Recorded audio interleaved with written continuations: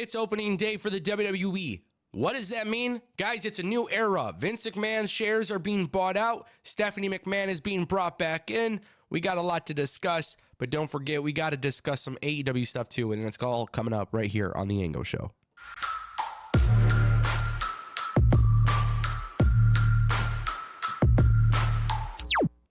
All right, guys, let's kick things off with Matt Hardy. Matt Hardy's leaving AEW. Yeah, this is actually pretty insane when you think about it. Probably not the biggest topic compared to everything else that has dropped in the last 24 hours. But if you guys are a fan of AEW, if you guys are a fan of Matt Hardy, you might want to know where he is going next. And at this stage, nobody really knows what is going to happen next. Matt Hardy has yet to sign with AEW again. And therefore, he is technically gone from the company because he's no longer with AEW. His contract was extended in the last few weeks around to this time. He never re-signed with them, and nobody really knows if WWE wants to bring him in. Nobody knows if he'll go to TNA.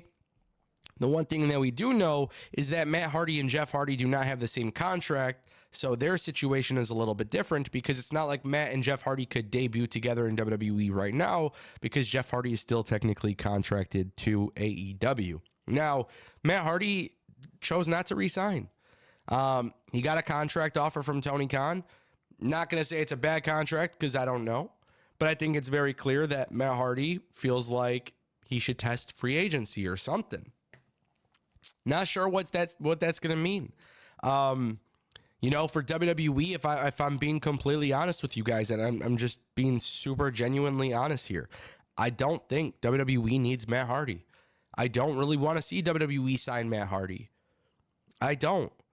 I think we can't have all this talk of this new era and then go back and bring back the Hardy Boys or Matt Hardy. You know what I'm saying? If you want to bring him back for NXT as a veteran and then bring him in as a coach, I wouldn't be opposed to that because it's NXT. But I do not want to see Matt and Jeff Hardy on Raw and SmackDown. I'm sorry.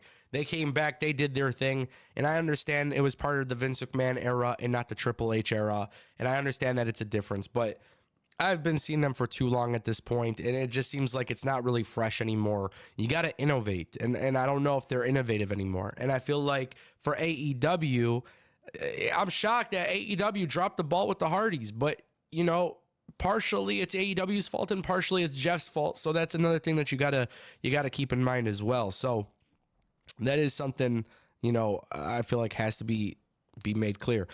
In regards to Matt, though, I think, going to TNA could be kind of a cool thing.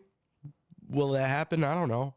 I don't know if TNA is willing to bring him in, but, TNA is not going to give as much money as WWE and AEW. And I think for the end of Matt Hardy's career, that's where it gets really, really interesting. Let's talk about TKO, because TKO, they really wanted to make it known F Vince McMahon.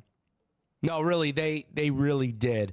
Guys, they are buying the shares of Vince McMahon from TKO. TKO and Endeavor buy a large chunk of shares from Vince McMahon. He's getting bought out. Very, very, very cool to see this. Brandon Thurston dropped the details.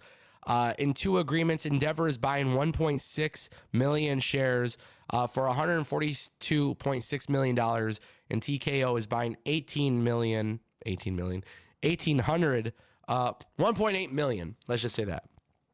1.8 million shares for about 150 million. The whole total of this is $293 million. They're buying, put it this way, Vince McMahon will have less than 5% available in shares. You have to minimize Vince McMahon in this situation. I know nobody likes to talk about this. I understand that it's a topic for people that's sour, but the Vince McMahon allegations are dark. And yes, they are allegations. And the legal system will go through that. That's what the legal system's for, right? There's a lawsuit that will be taken care of because that's, hopefully we could trust that the law will take care of that, right? But let's just talk about the difference in morale, the difference in culture, the difference in the product. Like, this company is so much better without Vince that Vince should have never come back. Never come back. But He did. And I think that says a lot about Vince. And I could only imagine that Ari Emanuel is not very happy with Vince. I can imagine he's not very happy with Vince. So ultimately, at the end of the day, when I see TKO minimizing Vince McMahon as much as possible, they made it clear at WrestleMania when Cody's celebrating, pro wrestling is back. Yeah, they're done with the sports entertainment shit. This is better than the Attitude Era because of the fact that Vince ran the Attitude Era. If Triple H and TKO were working during the Attitude Era, it probably would have been even better. So, ladies and gentlemen, this is fantastic news. This is fantastic news for WWE. And the reality is, Vince will have to go to court and he'll have to deal with his lawsuit and all that stuff, right? He'll have to deal with all of what's being alleged. They got to move on from that. They have to. And it's important that they move on from it. They have to move on from it because it's like I say, for any company out there, you don't want to be shadowed by drama. At the same time, too, you want these situations to get solved. You want to get to the bottom of it.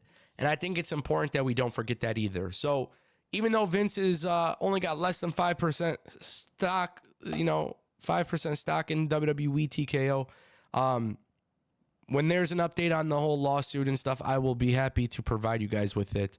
But for now, let's keep it moving. Want to know how WWE really, really feels about Vince? Guys, they brought back Stephanie McMahon into the company, and this is like the greatest sign that WWE truly just wants to move away from the Vince McMahon stuff and Vince McMahon's overall involvement. I think everybody is looking at how Vince McMahon was so bad for wrestling. Stephanie McMahon kicked off WrestleMania Night 2, and, she's calling it the Triple H era, the Paul Levesque era.